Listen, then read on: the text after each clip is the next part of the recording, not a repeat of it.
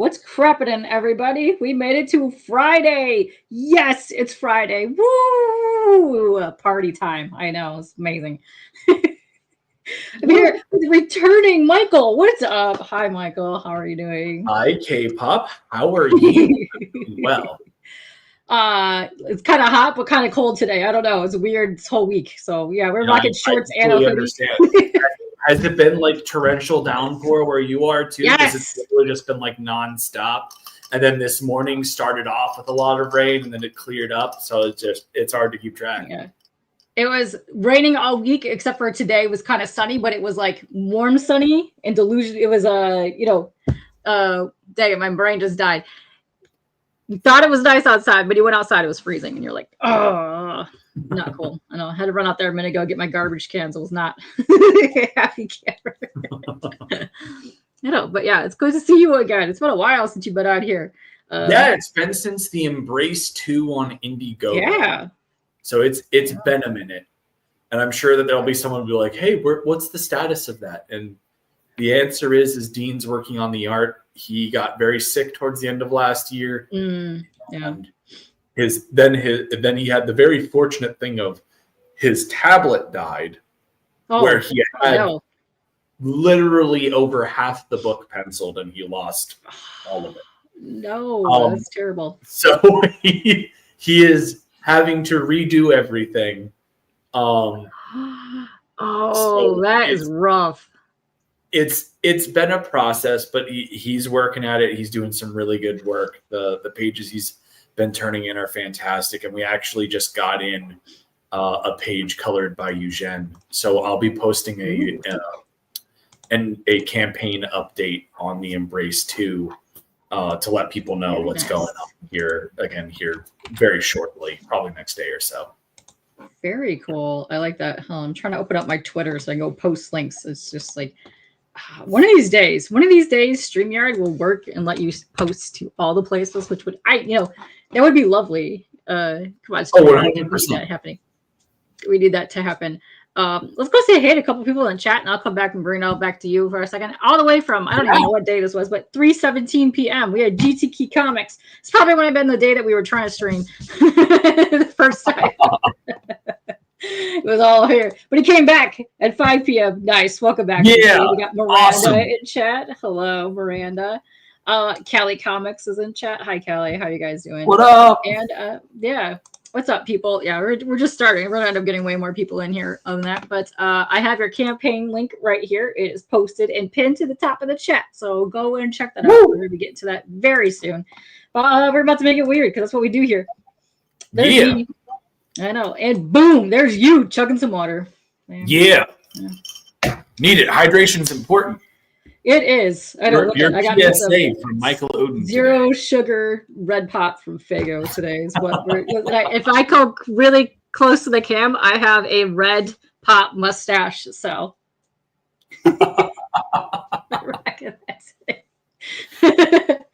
so this is Michael Oden. Hi, yes. Hi, everyone. Yes, that is me. I'm Michael Oden. Am I supposed to introduce myself here? It's been a while. Yes, it's been a while. Okay. Yes. So my name is Michael Oden. I am the creator and founder of Nine Realms Publishing. I have written and created several titles in my 5 years in the indie comic space.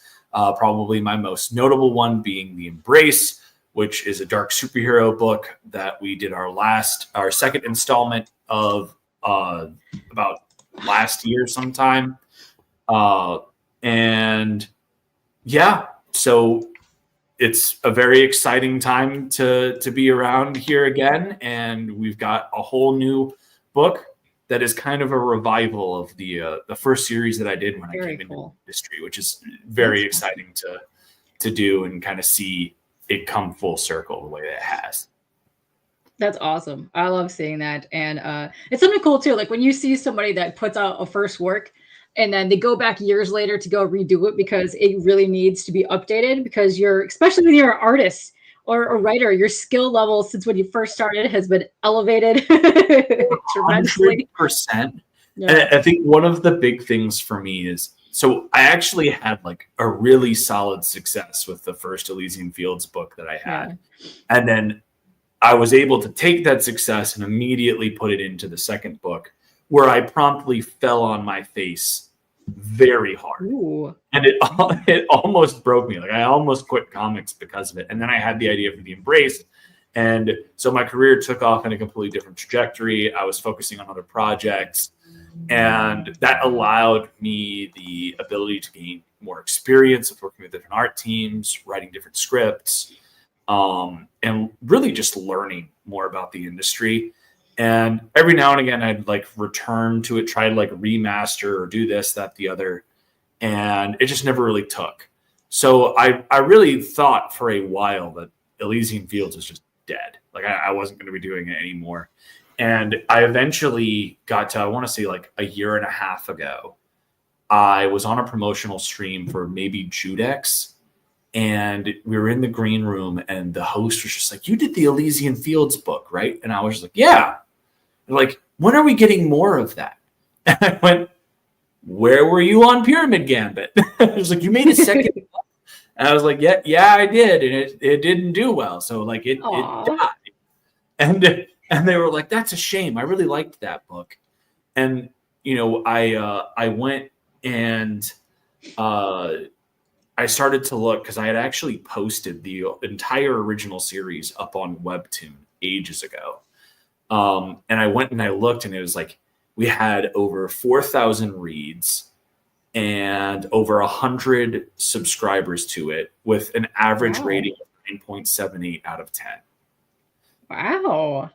And so I was just like, applause for that. Okay, so like I clearly had something here. And that's when I kind of decided to, maybe it's time to go revisit this. And I was doing a playthrough of Darksiders 3, I think. And I was like, you know, if I were to do Elysian Fields again, I'd probably want to have kind of like this Joe Mad style, because I really think that this would really elevate the mythological aspect. And you know, I was like, and if I'm going to do this, I actually think that I would want to do it in a prestige format, because at that point in time, I had worked with Aaron Neff and Kim over at Global Frequency, and they obviously have the wonderful Mavericks book, and they had that in that massive, oversized format, and it really lets the art breathe. And so I was like, okay, that would be a really cool thing to go do. And I ended up like, it was like the universe kind of aligned, because within the next 3 days, a comic Kickstarter popped up on my Facebook, and the art was perfect. Like I was just like, that's it. And that's how I found my creative team, is I reached out to the guys from that campaign. I don't remember what it was called. It didn't fund, which blew my mind. But like, isn't that mind blowing? Yeah. To me, I've had some people on where their campaigns, it took them like 3 times to get it going, even though fantastic story, fantastic art. I just don't know what it is, but just every once in a while it happens. You just got to come back. So I will say this, as a guy that's been doing this for 5 years, I do remember that particular campaign had their campaign goal at, I think, right at 10 grand. Mm-hmm. And if you are a like no-name creator, and I say that no disparagement at all, like I am a no-name creator and I've been at this for 5 years, but like if you're a no-name creator with no real draw and you're asking for 10 grand, it doesn't matter if that's how much your book actually is going to cost. You're not going to bring that in, not if you public face it anyway, I should say. Like at the end of the day, your funding goal should really be what it costs to complete your print run, and fulfill. Because then there's like people will see that and be like, "Oh, that's realistic." Like, you know, I generally try to keep my campaign goals under 6K. Generally, I think 3K is a nice sweet spot, because then you're able to really, you can push past that, and I feel like if a customer sees that, oh, they pushed past 3 grand, there's a good possibility that they're going to get a book, as opposed to like, there are people who will be like, yeah, I have a $1 funding goal. No one believes. No, don't do that. Goal. Like, that's ridiculous. I kind of tell people all the time is, okay, even though you have your pre-launch up today and you got quotes already, you need to be constantly checking in to figure out what those quotes are, because you're going to have to adjust your numbers based on whatever that is, because shipping stuff is, look at all the shipping stuff that's been happening. I hear Canada is going to be going on post-strike again. I mean, come on, this is ridiculous, but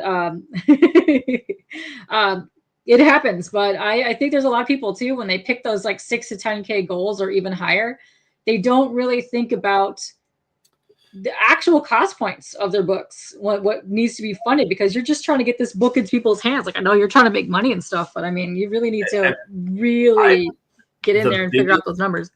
The biggest piece of advice that one of the most important pieces of advice, or even, I don't even know if it's advice so much as insights, that I got when I started was, most indie creators don't see profit margins until they're 5 books in. Because you've got to figure that is the point where, you know, you have a collection of work that you can sell externally, right? Like, you can have back issues printed, you can sell those at conventions, you can create online stores and everything like that. But like, when you're only like 1, 2, or 3 books in, you're doing okay if you're hitting the black, right? Like it, and that's what it comes down to, is you really can't focus on turning a profit. You're not, because don't get me wrong, it happens, but like, it's not frequent, and especially for guys that are in like the middle of the road, where it's like your campaigns that you're going to be doing are going to be, you know, low 5 figures, right? Like at the end of the day, that's you breaking even pretty much. Like, I remember I was fortunate. I like had a lightning in a bottle moment with Elysian Field Issue 0. I actually turned a profit on that book, but like, nice. Everything went in my favor on that. It was right at the beginning of COVID. Everybody had disposable income. It was like the beginning of the crowdfund boom. So people were looking to just dump money on projects. And the mainstream industry had just gone pencils down. Everything aligned perfectly. And while I didn't clear the 5-figure barrier, I came pretty close. And I had done a lot of cost management when I came in. I made sure that my like the original issue 0 script was pretty short. It was like 24, 26 pages. Price points were kept low, but still able to build support. And like, I did a lot of stuff to make sure that we, you know, kept my overhead down. And I also undercharged for shipping. But because I had so many people back, like we had over 400 people back that book. Wow, nice.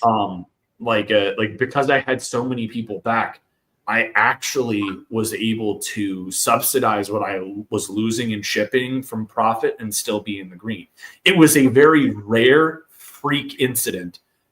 You do not use that as a thing to like set your business model to. And so like that was the whole thing, was, again, lightning in a bottle moment.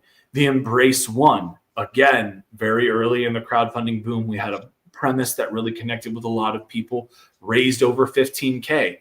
I broke even to even having a mild loss, because the shipping situation at the time was disastrous for international. But on top of that, we had a bad print run. Our first print run came in and there was a whole bunch of problems, and that printer ghosted me. Oh, damn. Can't do that. And so I had to take out a loan to pay for a whole new print run until my bank yelled at the old printer and got a refund for everything. And I used that to pay down the loan. But like, I was at I up until that point, I was at a like $3-4 grand loss. so like that because like that's the way it is you're generally looking at breaking even to being in the red on most of your projects until you hit a certain threshold. Yeah, I don't think people realize that too when they're starting. They're like, oh, Kickstarter, and they see people making several grand and like, oh, they're making money. Like, I don't think people realize, no, you're either in the red or you're just evening out at this point right there. But I got to shout out to Dean real quick because Dean just popped in here because I'm here now. Start over. Oh, man. Oh, I love that. Where did this go? I'm going to highlight this from Cranberry. I asked a question. Very good question. What's the biggest publishing side realization you've had since your first book? Ooh. That's a great question. I actually saw this earlier. I've been trying to think of a good response. My biggest publishing side realization since my first book. You are your best advocate. Nobody is going to push your book like you can. Yep. Absolutely, you're going on shows. Absolutely, you're doing that. But like, you need to make sure that you have a solid marketing plan that you are going to follow through on. And I'm gonna level with you. I'm terrible at this sometimes. Like, life threw a whole bunch of stuff at me. A lot good here in the past couple of weeks. So my attention to detail on promoting across social media, absolutely terrible. And I need to get back into it because full disclosure, we were in the process of purchasing my first home. And so like that kind of took priority over pushing the comic book. Now things have kind of settled down with that, and we're towards the end of the comic book campaign. So I need to go back out there and push. And that's on nobody except me. There isn't anyone else that's responsible for that. And I think that was one of the big things I actually learned from Pyramid Gambit was I brought in a bunch of people that I had brought in with the express mindset of, oh, they're going to help me push over. They're going to help me do this. And most of them, they did what they were supposed to do, but it didn't really help. And then there was one person in particular that I had hired at a very specific capacity for marketing that pretty much threw me under the bus. And so it's just one of these things where it's like, you're your best advocate, go out there, promote, do what you got to do. You got to. I tell that people all the time, you can come on as many shows as you want to. The person that is going to sell your book is you. That's just how it is. The moment you show like how passionate you are about a project, that's what's going to make people back up. Dude, I had Jeff Schiller on one time. He was a Knicks fan. He had 3 backers just because he was a fan of the Knicks sports stuff in his background. You never know what's going to get people to back your projects. It is beyond weird. And also, if you have a project that you know that you're launching, let's say months from now, start going in streams. Start hanging around creator streams. Start going to follow people online. Start going, just post random things about your project just to get a following now. Don't just wait till you're live. You get a pre-launch link. Put the pre-launch link up months in advance. You can keep that up for 2 years if you want to. Just go hustle that thing. Keep it relevant to people on there. You need to. One of the things that I'm starting to do is you have all of these big name industry artists who occasionally do like live draw streams and are asking their audience, oh, what character should I draw for this? And so I'll go in and not so subtly put in as like, oh, you should draw the Embrace, and just post a couple of pictures, and there's get crazy engagement. I did this on a Ryan Otley picture, on a Ryan Otley post, and it got over like 12,000 engagements, and like a whole bunch of people asked, like, who is this? Yeah. And so like the only bad thing is I don't have an Embrace campaign going on right now.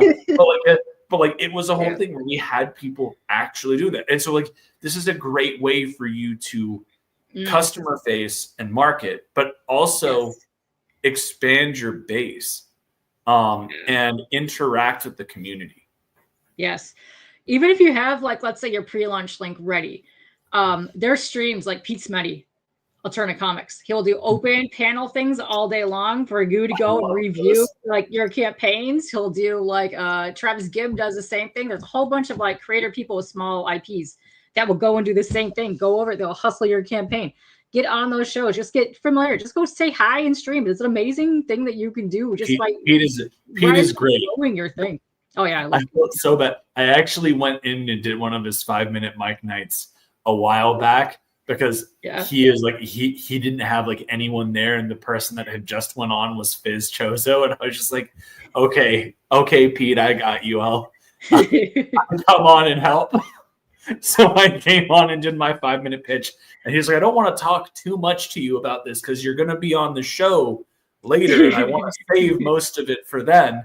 And I was like, I get it, but like I figured, I'd come on and pitch for a couple minutes. Oh. Pete, yeah, you gotta love it. I love those shows, but no, it's They're literally. great. I started hanging around in most of those shows, anyways. A lot of these guys have become my friends, and now I'm having all of them on my show. Now, look at that's how I met you guys from the other channels. But sometimes you got to do that, branch out. But you have no idea like how fast your channel is going to grow, or how fast you're going to get pre-launch links sign up or backers. You don't know this, but you got to constantly just be hustling this, and don't be afraid. Listen. If I can do this now, if you guys saw me like 10 years ago where I was like anxiety wise, I would never be doing this in a million years. If I can do this now, you guys can do it. Don't worry about it. Just get on, talk about the stuff that you know, talk about something that you're passionate about, and you'll go bananas just word vomiting things. Absolutely. No, I agree wholeheartedly. Yes. Let's see. You take a sip of water. I'm going to highlight a couple things here. You haven't seen the amounts of a lot of books, were you? Yeah, 10,000 looks like a lot to you. Listen, there's a lot of people I see struggling to get 1,500, and they have quality sound art and books. It's just, I don't know if they're just not reaching out to the right places or whatever, but it is a tough game. You really need to hustle. You need to be out there. And I've seen so many people try to get to that 10,000 goal and maybe hit 5, and they're lucky they're hitting 5. Well, and so like that's the thing I have found, and speaking as somebody who's been doing this for a little bit, I have found that if you want to get to past 10K, 10K should never be your starting goal. Like if you're not an industry vet, you're not going to pull 10K, and it is so integral that you fund in your first week if you're going to carry any momentum. Like that's really what it comes down to. Is it like there's a FOMO aspect to crowdfunding, and especially depending on which platform you're on, crossing over that funding line fast is integral, because then it boosts you in the algorithm, but it also makes people feel like they're a part of something. Oh, it's funded. It's a guaranteed thing. Let me go throw money at it. And so the way that you get past 10K is you don't set your goal for 10K. I see Dean hire me for covers. Yes, you pass 10K by setting a low/middle ground funding goal, and then incentivizing with the proper stretch goals. And that's also a bit of a trick, because for years people were using tchotchkes, and I think people have been burnt out on that because everybody has like long boxes filled with them at this point. So it's like, how do you upgrade the experience to get people excited? Me, for instance, I do cover upgrades, right? Like it's a cool thing to do. It's my tchotchke box of Kickstarter crap that I don't want to use. Very fair.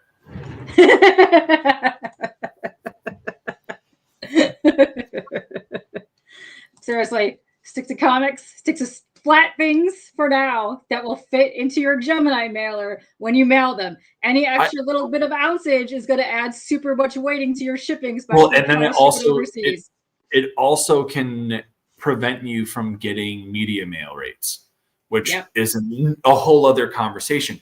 But like I like doing cover upgrades. It's a cool way to add value to the product that these guys are getting and make it a special thing, because you don't you can just do the cover the cover upgrades for whatever you need for the campaign print run, and then print everything else normal.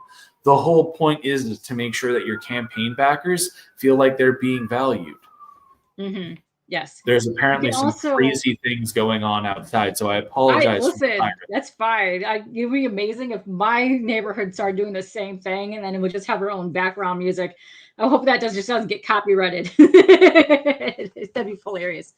But no, like I try to say, like, just if you're just trying to run your campaign, your first one, just keep it simple, because you're focused on just hitting that goal and just fulfilling to make sure, especially on Kickstarter, you want to see that you get that marked where it's done by Kickstarter and it has been fulfilled. Okay, so but yes, I see Michael Ferraro going, "What were you an industry vet?" Because I know a few non-vets that have made 5-figure campaigns.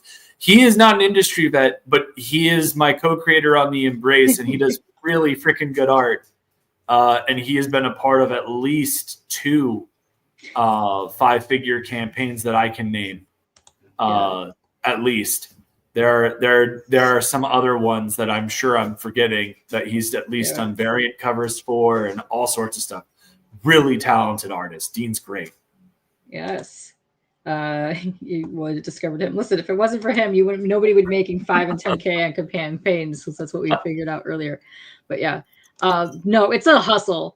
And I think the why most of the people are getting 5, 10K on campaigns is because they're on these things, but they're not fulfilling for like 2 years down the road, and the campaigns are just staying up and off. And that's why I don't need to interrupt, but Henry Bemis has just entered the chat. Oh. How are you doing, Henry? We've got to say hi to Henry Bemis. He is awesome. We got to say hi to Henry. Henry's a homie. That's right. Yeah. We got to say hi to Henry. And thank you very much for dropping the link there, Henry. That's right. He's the best around. Yes, that's right. He's good. He's good people. I love Henry Bemis. Yeah, he's awesome. We love that. Oh my God, I can't click on that. But I have some other things in here. We had Triple Threat coming here. Also a great channel. That highlights comic people. I need to get on Triple Threat. Like, he is on my list, so I need to hit him up. And yeah, so for sure. I'm trying to figure out what streams I need to get on here before we close out in the next, I think it's 18 days, maybe 17.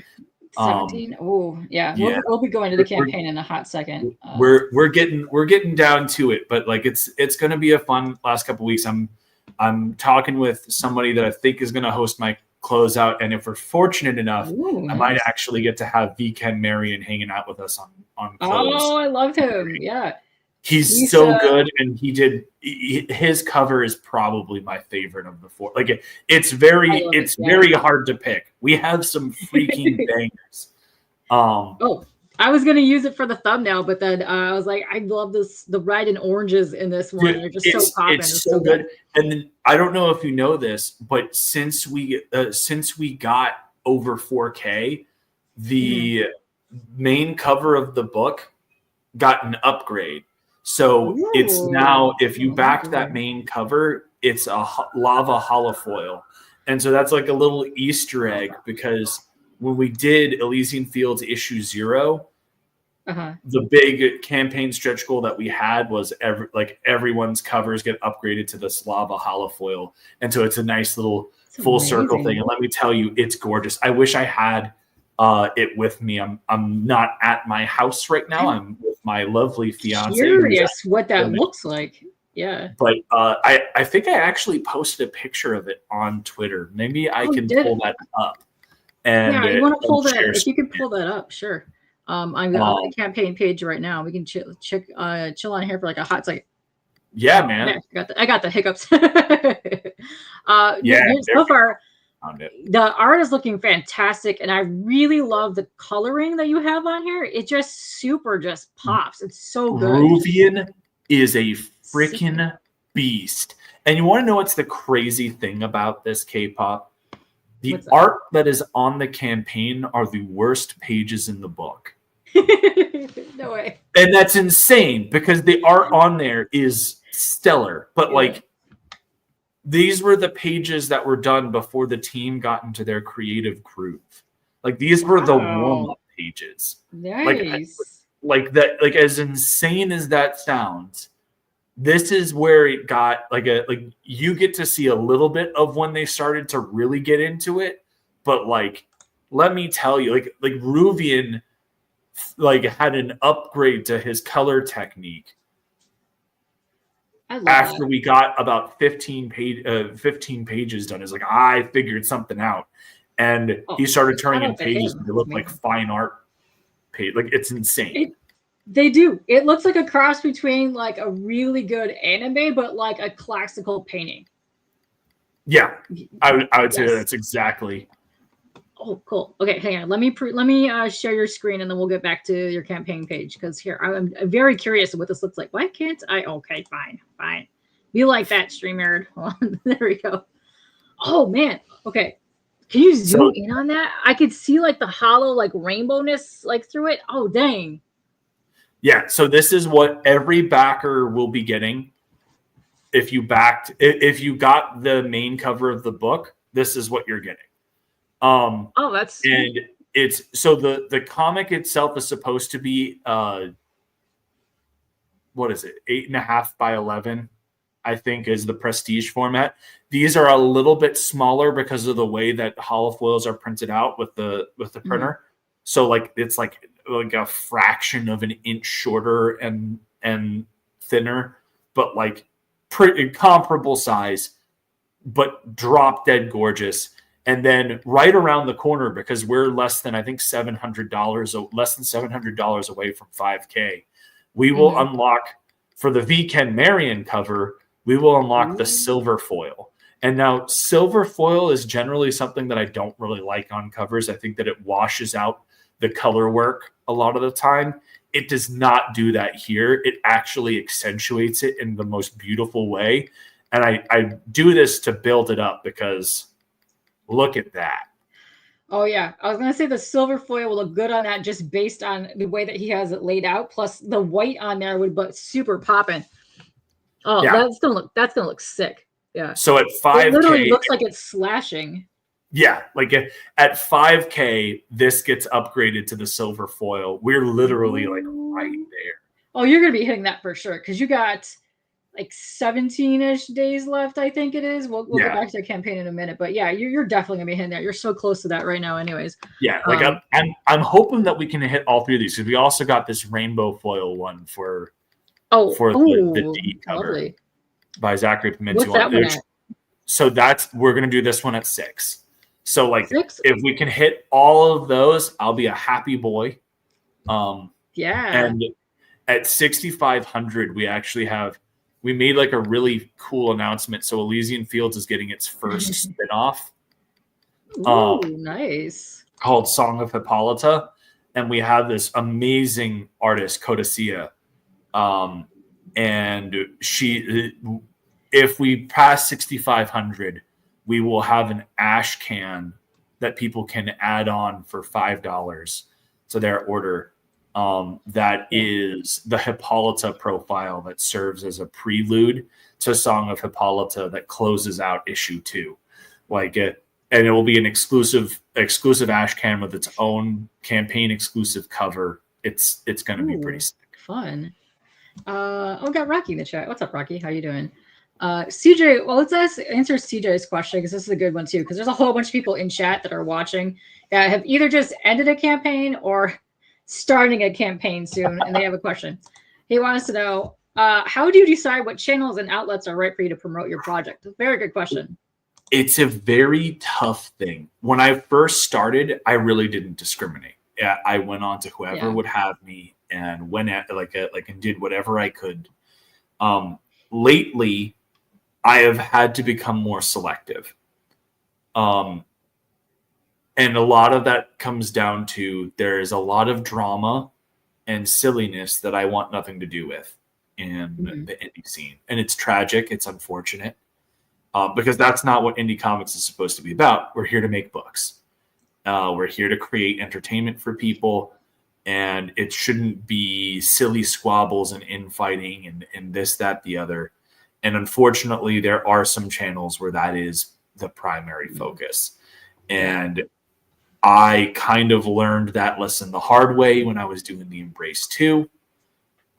There were a couple of shows that I was on where things were getting clipped and passed around. And I got to be the center of some very stupid debates that I really didn't think were as controversial as they were, but people were clipping because that's what those shows are there for, is it's drama bait.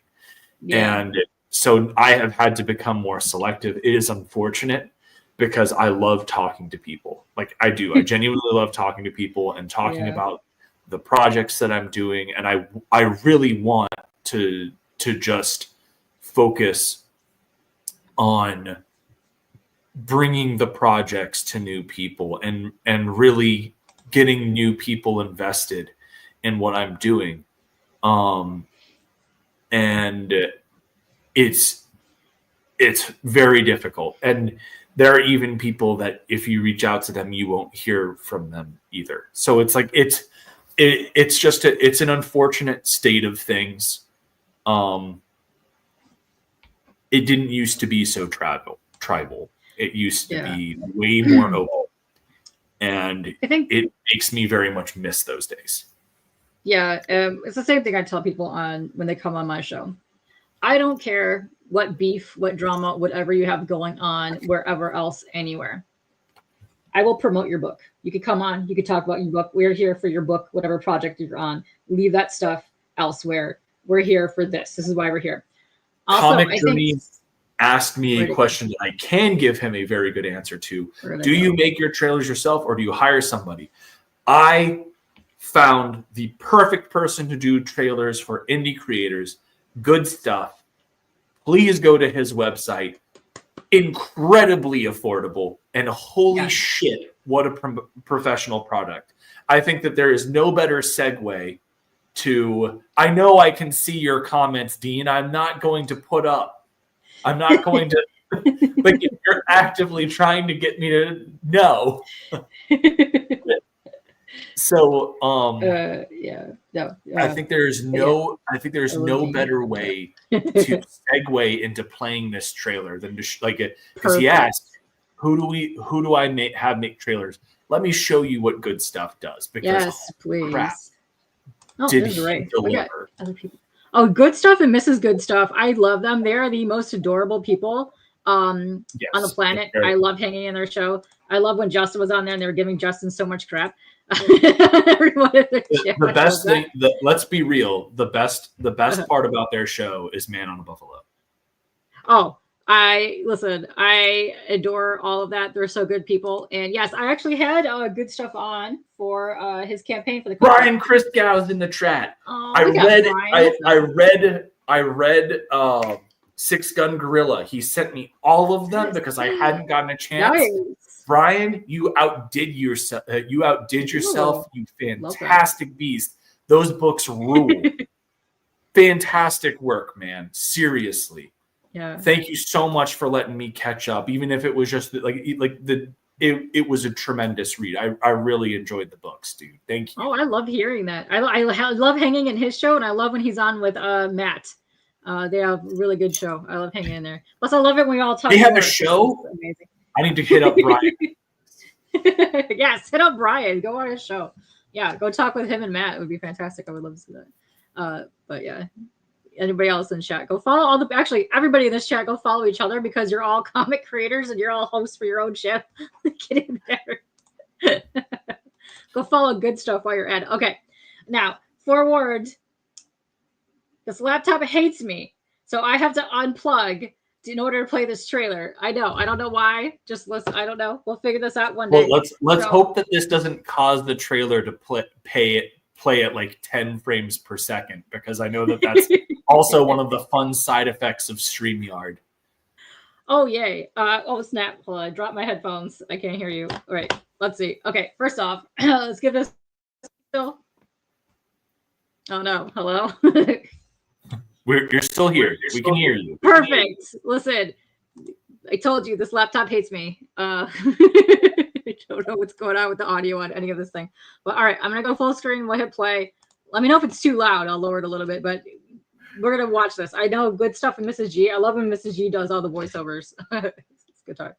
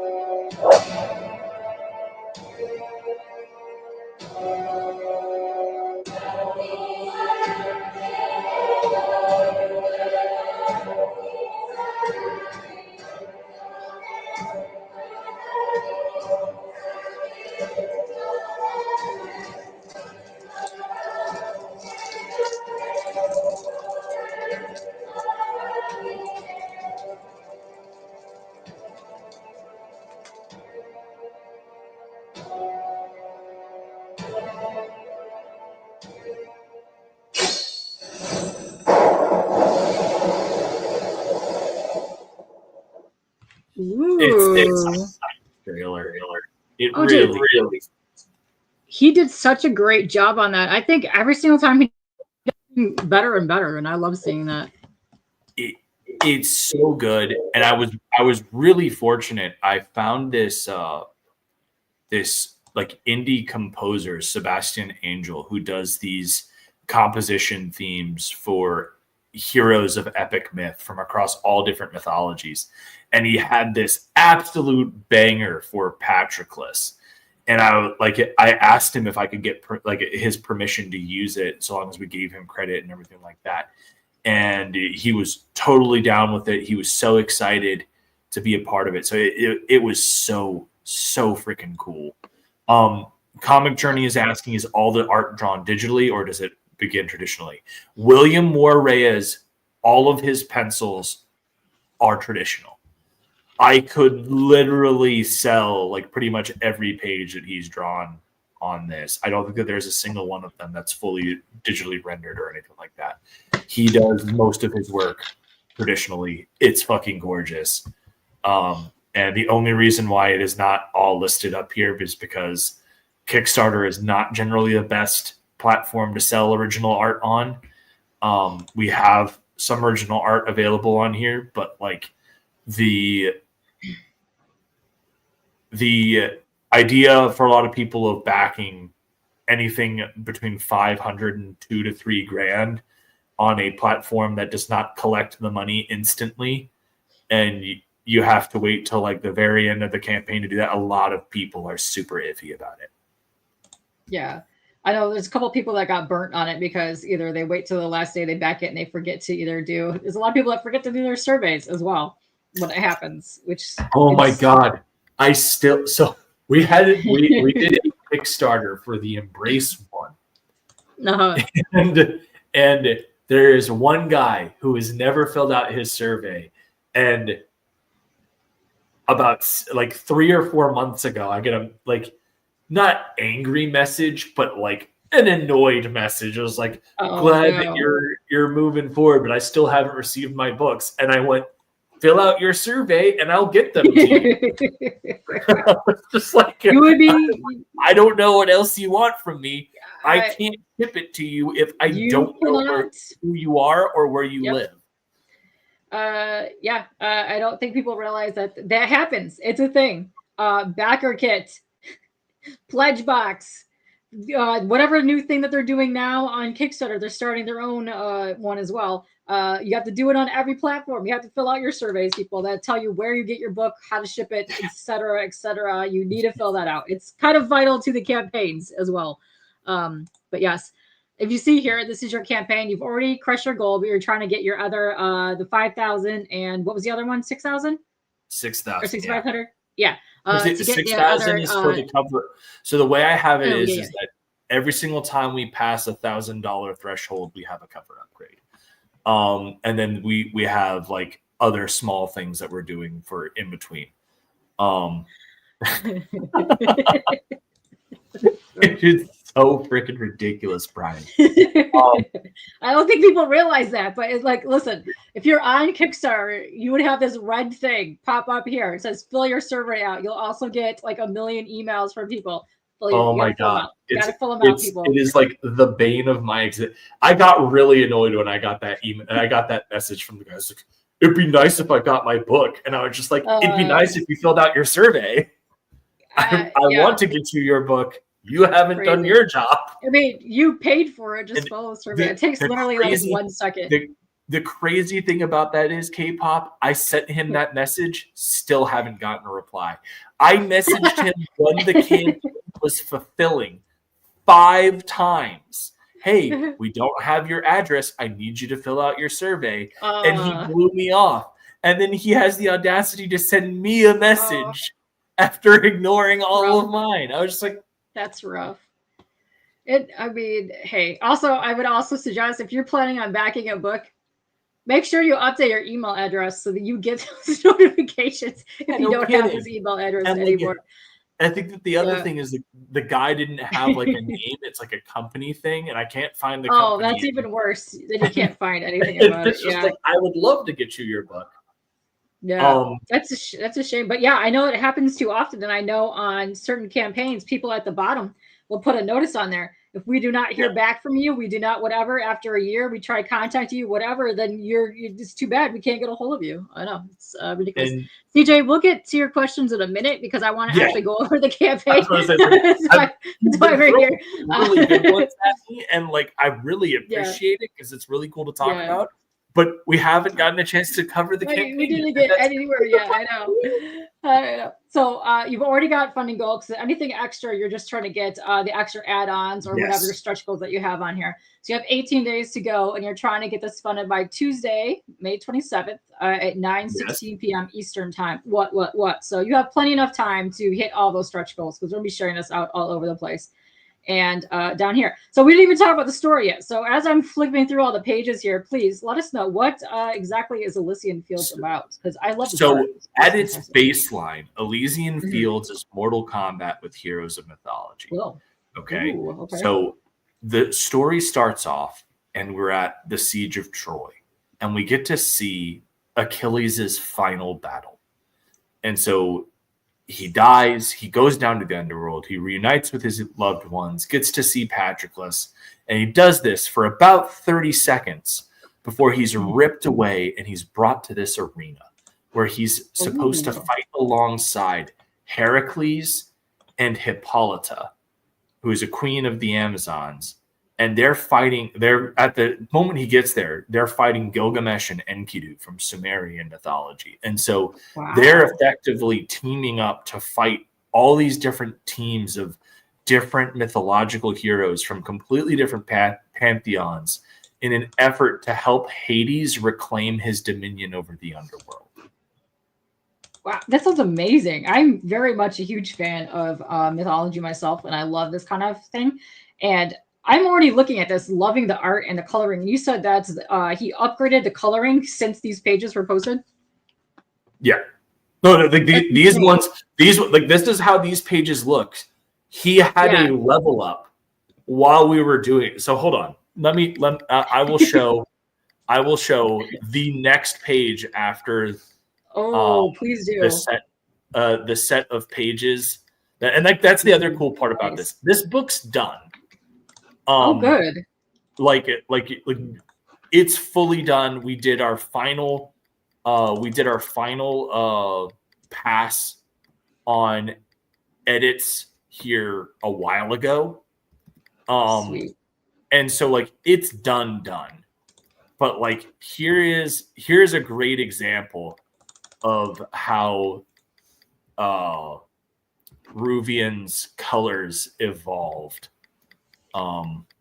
Yes. So while you're finding that, I will highlight this here. Yes, we will go over the reward tiers as soon as I go down more of the pages here, because I want to show off some of this artwork. And you got me when you decided to use Greek mythology. Yes, and it's not just Greek.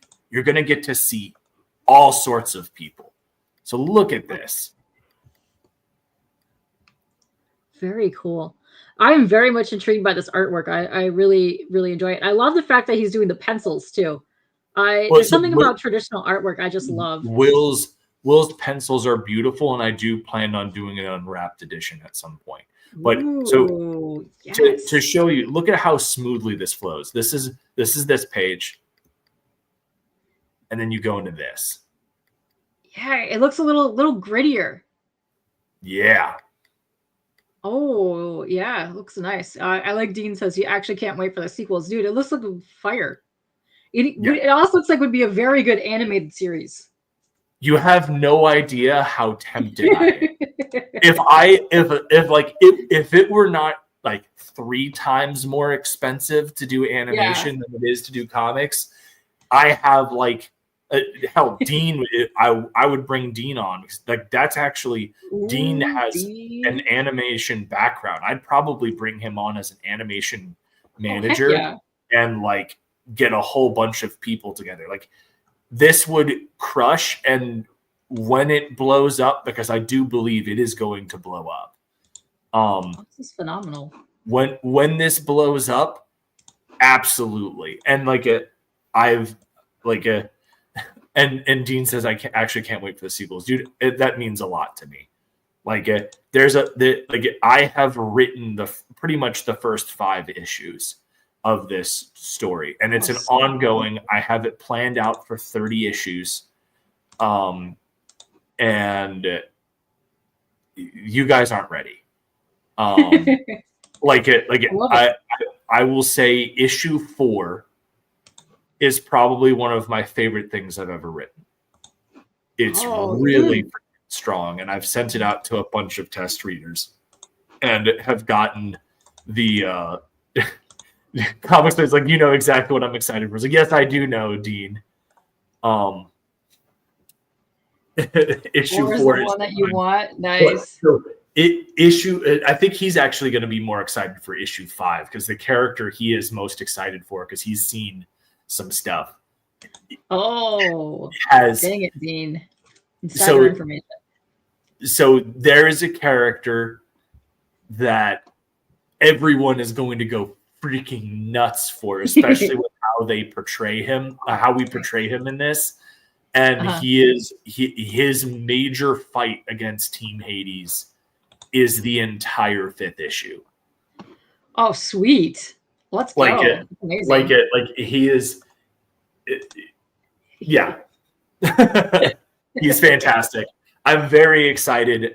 Writing him is a blast. He's very he is a very different type of character than the rest of the characters that I deal with in Elysian Fields, because he's way more whimsical and fun. Nice. I love Whereas that. everybody else has this kind of gravity to him, to them. This character is here for shits and giggles. So he's got a very different vibe to him. And it sounds like a Dean character. Very good question from Sheldon and CJ. CJ want to know, are there any previous issues related connecting to this project, and how many issues are there currently right now?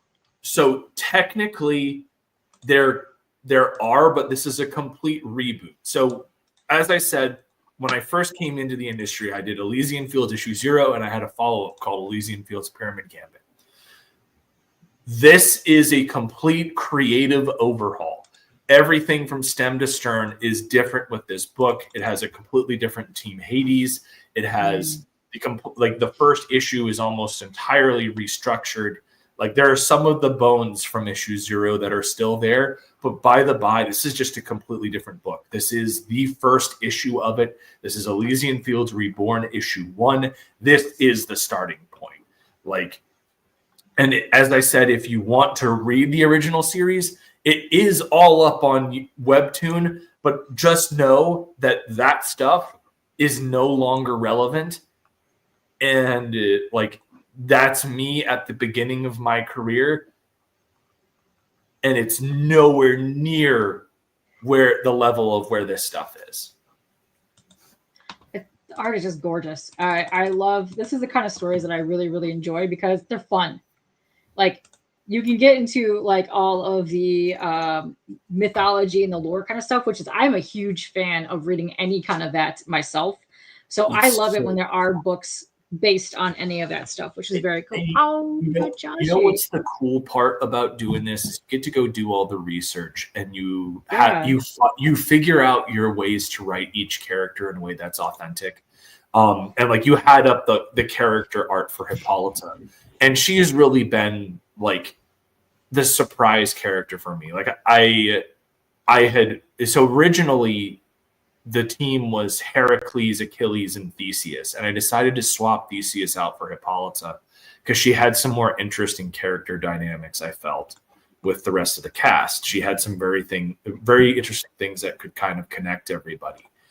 And I have had such a good time writing her. And I remember I turned in my script for issue 2, which ends with a character profile on Hippolyta. It was a nice little 12-page story about her. And I turned it into my editor, Drew. And he hits me up maybe 2 or 3 days later. He goes, okay, we need to talk about issue 2 script. Very good. Good stuff. What's this character profile thing at the end? Is that an ash can? Or what is that? It's I didn't hit the page count that I wanted, but I didn't want to add anything to the story. I felt everything out. I felt everything was exactly where it needed to be, but I wanted to make sure that we maintain like the 40 to 50 page count on these. And he goes, okay, that's cool. This needs to be its own book. Like, this character is fantastic. This character profile thing is one of the best scripts you've ever written. And ooh. So I was just like, okay, well, and so that's what spawned me doing the Song of Hippolyta spinoff. Is doing that, and my lovely fiance Miranda actually is the one that found the artist Codicea. Way to go, Miranda! And this, she did this initial test page for us, and like the moment we saw the layout, it was like, yeah, okay, this is who the artist is.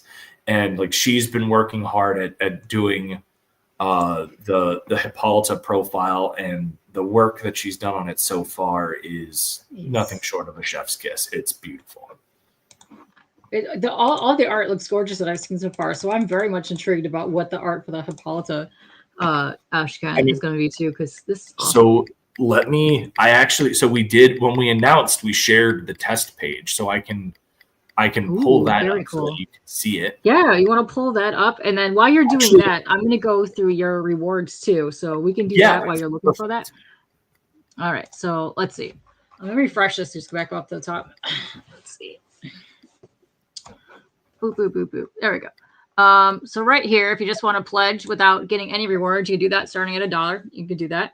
And let's see, if you want your digital edition for $5, get on that. I very much love seeing people put digital editions on here, because I myself have run out of room for things. It's just there is no space, so I very much love seeing those on here. But yes, so for $5, that's actually pretty cool. And how many pages did you say the book was? The book has 44 pages of story. Oh, nice. I'll leave it at that image right there. Very cool. Digital edition, and then the main cover right here for $15. That's amazing for $15. Oh, I see some people who back that. Nice. Let's see your main cover, which is this guy. Yeah. Right here. Yes. And as I said, I love this little floof. Yeah. This gets a lava holofoil treatment too. It's.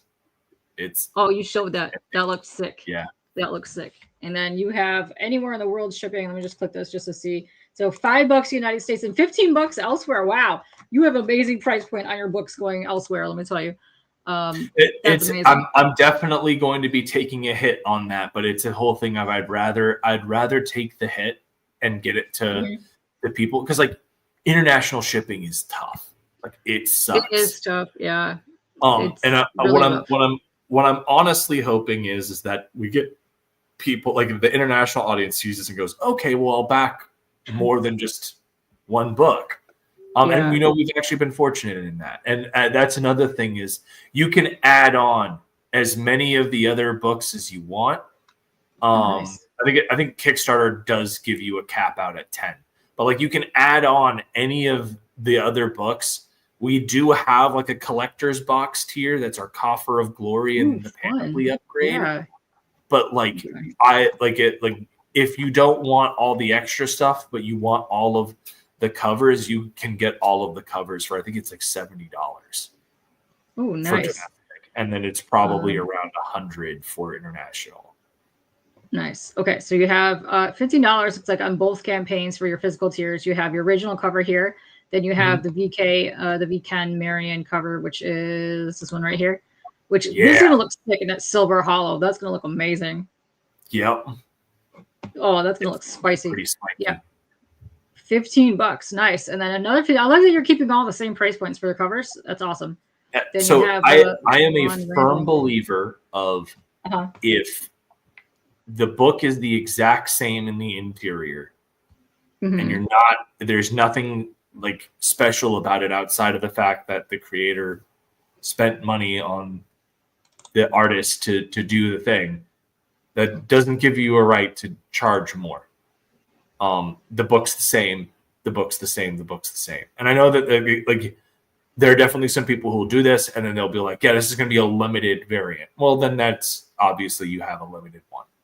But like at the end of the day, if I invested the money to have a special cover done by VIP artists and what have you, that's my investment. It's my job to try and get the book out to their audience and get them interested to come back. And nice. I like that. That's my responsibility. That's not the backers.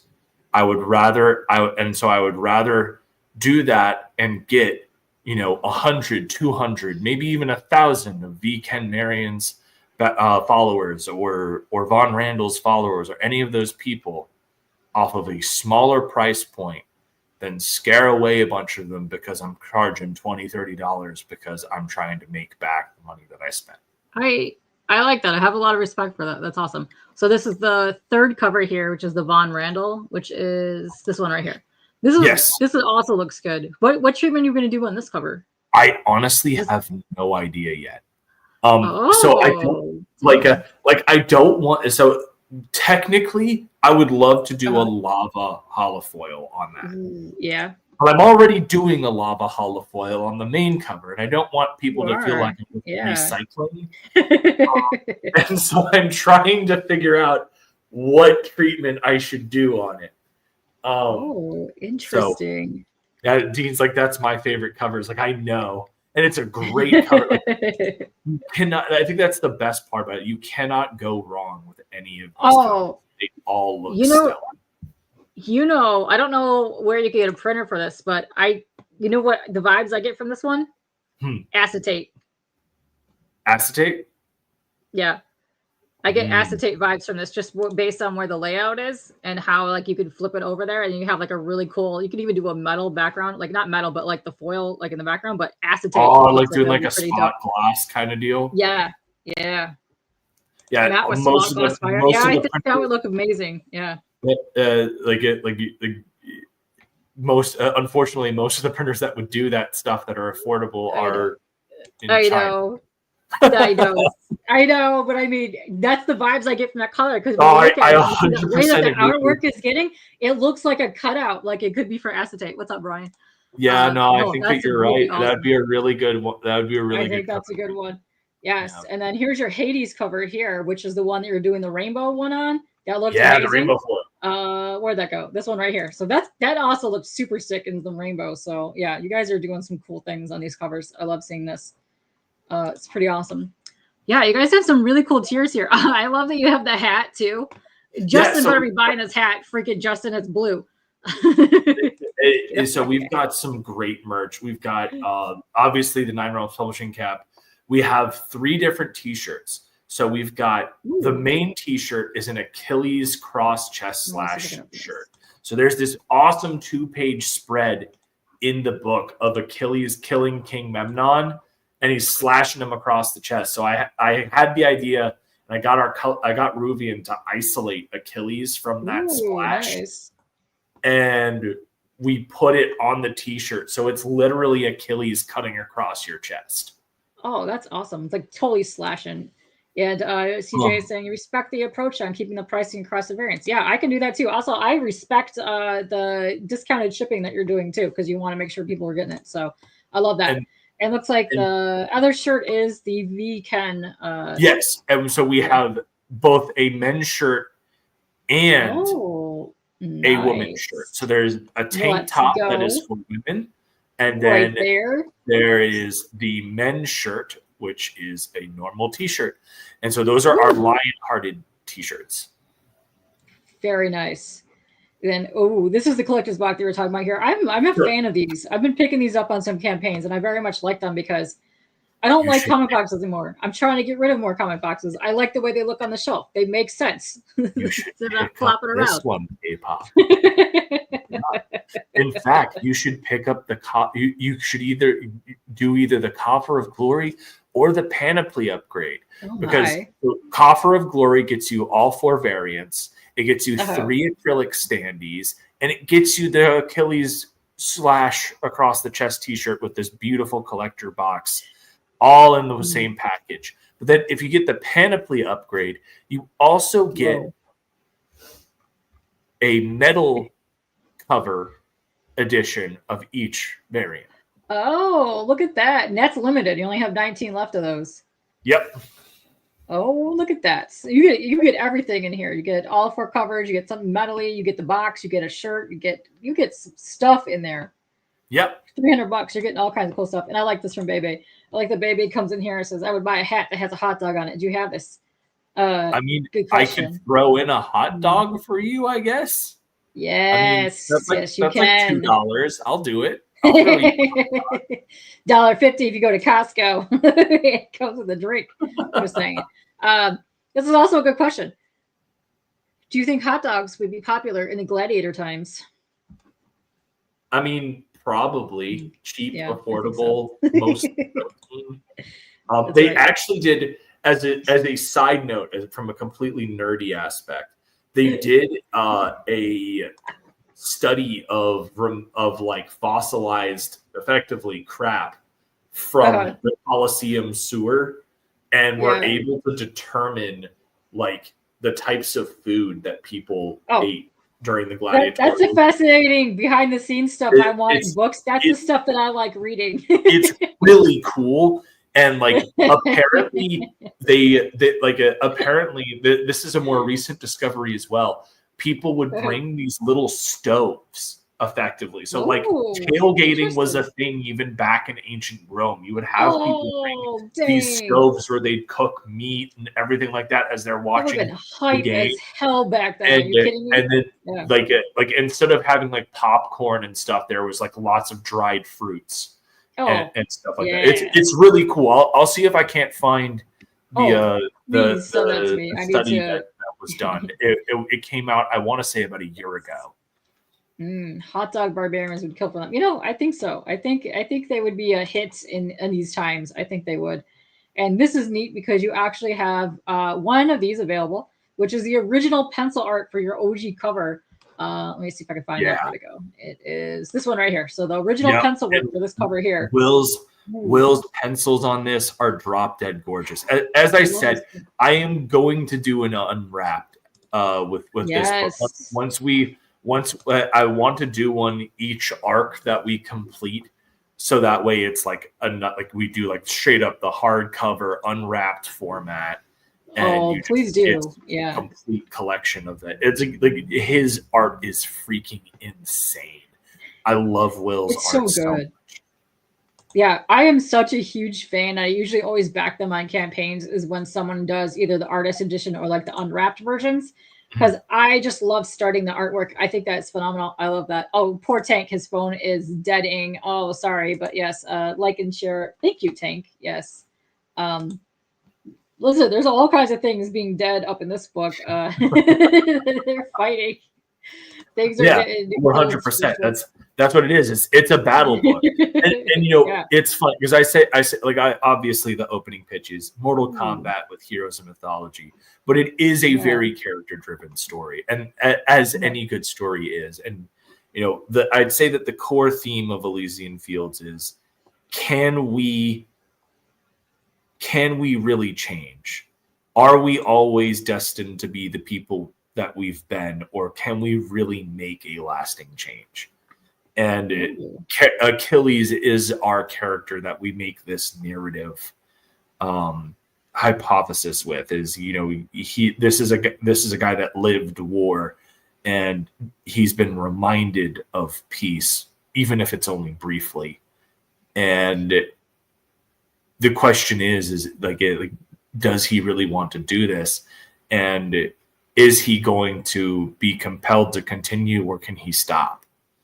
And so it's a very interesting narrative, and I really, really hope people get what I'm trying to do with it. It's very emotional, and that's how I am as a writer. Like anyone who knows me as the sad guy that wrote the Dead Kid superhero book. Oh no! That's generally how I'm known. That guy writes sad stories, and I'm like, but They're good. Everything that I've seen has been emotional and uplifting. Oh, 100%. They're very like they're positive messages, but like I do pick your emotions pretty swiftly. Well, you kind of need to. That's what gets Yes. people interacting and really violently about the book. They're like, oh. There's like 3 movies I will never watch again, but they harbor a violent reaction in me when I think about these movies. His book, He Wants to Hurt You. I mean, yes. Nice. Oh, Let's see. It looks like you also have the Von Randall original art piece as well. Yep, Dean, why didn't you pick this up yet? What the hell? Huh? I said, Dean, why didn't you pick this up yet? What the hell? Because I mean, I get it. It's $1,000. It's expensive. Yeah. I know. It's very awesome. I love the inks on that. Look very amazing. So for $1,000, you can pick this up, and it looks like it's 11 by 17 Bristol. So yes, let's go. Very cool. You also have you have the V-Ken as well for 2,000. Nice. Yep. Also fully inked 11 by 17 on Bristol. Very cool. That is awesome. I'm very much liking that. You have a lot of cool tiers, and here we talked about you've already crushed most of these here. You get the Thawanded, then you got the hype sticker. So this is I don't usually do the stickers thing, but I love Hype Man. So Hype Man, there is like Achilles' first appearance in the book is this awesome 2-page splash of him charging in on his chariot. And so you've got some Trojans that are freaking out, and then you've got some Greeks who are cheering him on. And one of the Greeks that you see is Hype Man. And so I've told our art team that we're Where's Waldoing him in every issue. In every single issue, when there is a battle happening in the arena, you are going to see Hype Man or Hype Guy in the arena cheering it on the exact same way. He is Where's Waldoing everywhere. I love him to death. Let's go, Hype Guy. I want that kind of energy in my life.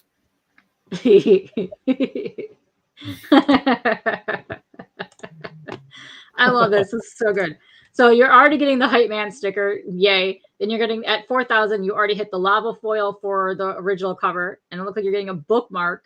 At 4,500, we've got the Angel Incarnate bookmark gets unlocked. Nice. That's really fun. She did this great piece of our version of Achilles. She has her own comic that she does called Hound of Achilles, which is phenomenal. Nice. But like she had done a while back, there's this very famous panel of Batman running towards the camera screaming, "I'm a model of mental health." And so she did that with her version of Achilles. And I was like, I would love for that to happen as well. So we're doing that as a bookmark. It's a really fun thing. It's Achilles, our version of Achilles screaming, "I'm a model of mental health." And if you know anything about Achilles' story, you know that is very much not the case. I love it. It's fun. And you got a whole ton of other sketch. Oh my God, I can't even talk. You have a bunch of other rewards available. Yeah, and I'm going to be fully transparent. There's a lot of these that I'm still figuring out myself. But what I will say is that they're like at 10K. At 10K, we are going to be able to fully produce issue 2. Ooh, let's go.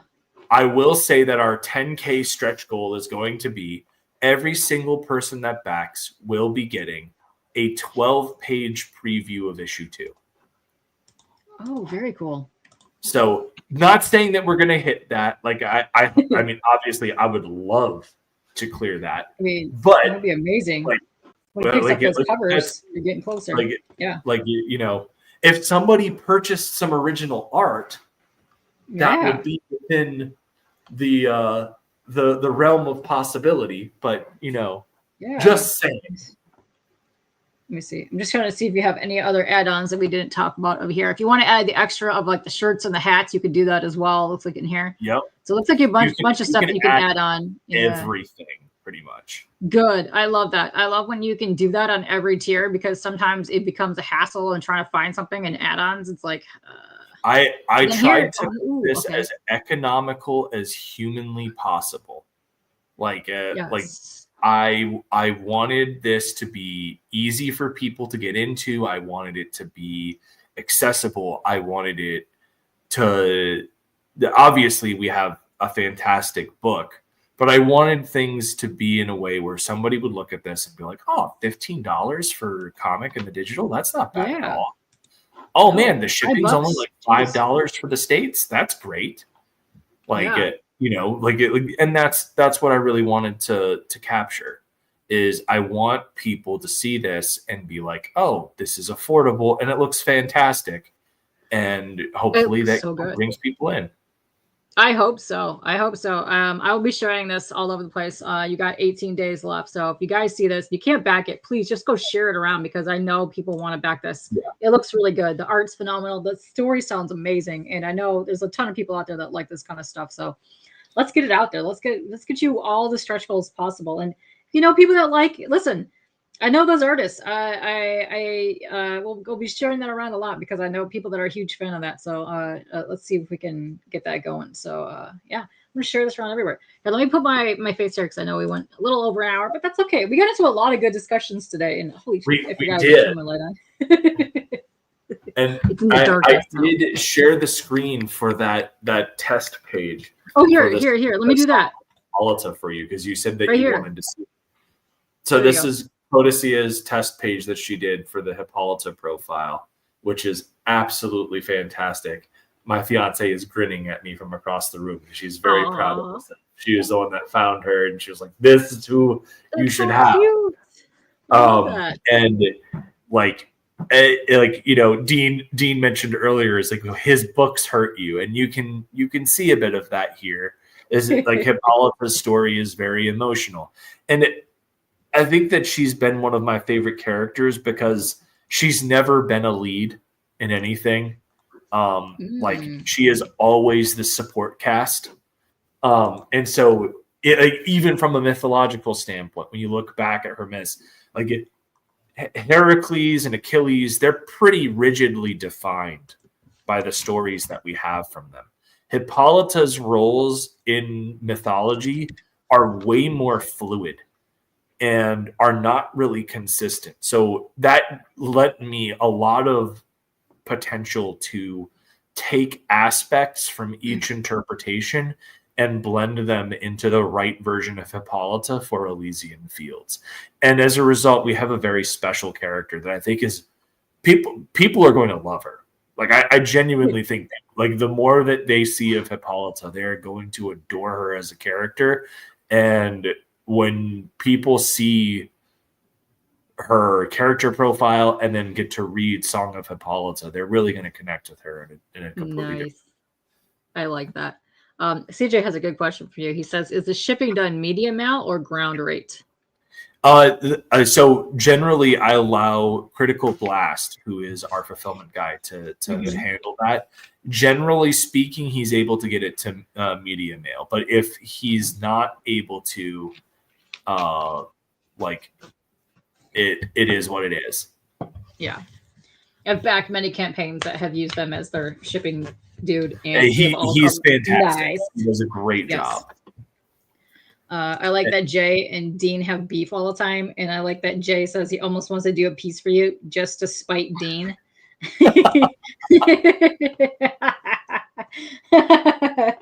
Dean is egging him on to do a piece for the Embrace. Nice. You're getting congrats on with the fiance by Cran here. Thank you. Yeah. Yes. Congrats. He's pretty fantastic. Heracles. Yes. You like the Amazonian characters? I do too. I've always been a huge fan of mythology, lore, these kind of characters. I love it. I love this kind of stuff. It's so much fun. Here, she was a blast to work with, and as I said, it was really fun kind of getting to cobble her story together from a bunch of different interpretations and really make her this character that serves the story really well and puts her in a leading light. She is yes, she is not the protagonist, but she is a leading role in this series. She has a very interesting dynamic with Achilles. And she has so much room for her own stories, which is why she's the one getting the spinoff. Like, Oh, very cool. like it's been really fun to work on writing. I love that a lot, and I love that we had a lot of people in the chat today, and I love that so much. I love when people come out and just hang and chill. I know I got like 50 people watching, like all the platforms we're on. So let's go, people. What? Before we get out of here, do you have any other appearances? Or are you gonna be at any cons you want to talk about? Are you gonna be doing anything? So I actually am. If you guys are in the Northern Virginia area, I am going to be at Big Lick Comic Con May 30th. May 31st and June 1st, I think is what it is. Let me double check the dates. So yeah, May 31st and June 1st, I will be at Big Lick Comic Con in Fairfax, Virginia. You'll be able to come hang out, and we will have copies of The Embrace. We will have copies of SPQR's Bizarre Adventure. We will have copies of Judex. We will have copies of American Bliss, and we will have copies of the Elysian Fields Reborn preview, which is the first 12 pages of the book. So please come by and hang out. Would love to see you there. I actually was very fortunate. I got to go down to Shenandoah Comic Con a couple of weeks back, I guess about a month ago at this point. And that was a blast. And we actually got to hang out with Hojo. His booth was literally like, let's go, Hojo. Maybe 100 feet away. It was a really good time. We were each giving each other shit from across the room. Oh, I bet. I just got his Mythical 3 thing in the mail the other day. I'm very excited. I'm very much a fan. Yeah. Yes. Hojo's good people. Yeah. Let's go. But yes, that is what he said down at the end of the month. So yes, go check him out. I know there's a bunch of people. Nah might be in that area as well. Go check him out, but definitely. And thanks very much for coming on here. I had a lovely time chatting with you. I like that Dean and Jay were giving each other shit in the chat. Yes, let's go. That's how they do. That's how they do. They got to be doing that. I know. You got to give each other a little crap every now and then. It's fun times. But yeah, I'll be sharing this around all over the place. I definitely have a lot of friends that are fans of Kickin, so I'm gonna go share that around so we can get you some backers for the original art. Amazing. I appreciate it. His cover has been selling very well. It's the second highest selling cover on the book, and it's understandable why. Very, very happy with how it turned out, and he was just delightful to work with. He is such a good dude. Yeah. Cran says he would if he actually wasn't agoraphobe. Let me tell you, I was as well. I went to cons for years, and I went to Free Comic Book Day, and I walked past all the tables at every time because I was too, and my anxiety levels were too much. It wasn't until I went to Baltimore Comic Con in like 2015, and I met Billy Tucci. He was the nicest dude ever. He hugged me, and it wasn't until that day for real. It wasn't until that day. I'd probably not be doing this right now if it wasn't for that. I think that was back then. That's a beautiful story. Billy's such a nice guy. I love Billy. Yeah. Oh, Deb is nice. You know what's amazing? I backed several of our campaigns, and I finally ran into them here at Motor City like a year ago. Deb remembered me. That's fucking awesome. That's how crazy she is about remembering people. Like, you could tell her your username, she remembers you. That's amazing. I very much love that. But Crane, what I would say, I know it's hard and I know it's tough, but when you just think about this, when you're in a room with all these people, especially in the comic community, especially at cons, most of them are probably dealing with the same things that you are. Yep. Lots of anxiety, lots of nervousness, and it's all good. Yeah. Nobody's going to judge or anything like that. And yeah, if you're able to stop by, I might do something special for you. Just let me know who you are, and I will hook you up, because Cranberry Lagers has always done right by me. So also, yes, you know what is also equally more amazing for going to cons when you have this? Wear a onesie or something that covers your face. You're not going to feel as anxious. Just get out there, shenanigans get it up. I'm telling you, yeah. But yeah, go out there, try it. But yeah, listen, check this out. The first con that I ever went to, Baltimore, 2015. Dude, Mouse Guard, great book too. Yeah, he's local here. He's local. I've known him a long time from Twitch. But yeah, it's amazing. Yeah, this will forever be a turning point in my life when I went to that con. Yeah. Good times. Oh no, I almost dropped my little dude. Stay there. Don't get out there. Yeah, no, it's been rough, let me tell you. But listen, It's where I was. Listen, now I'm here and I'm harassing people daily. Let's go. That's what you got to do. Yeah, wear a murder mask. There you go. That'll help.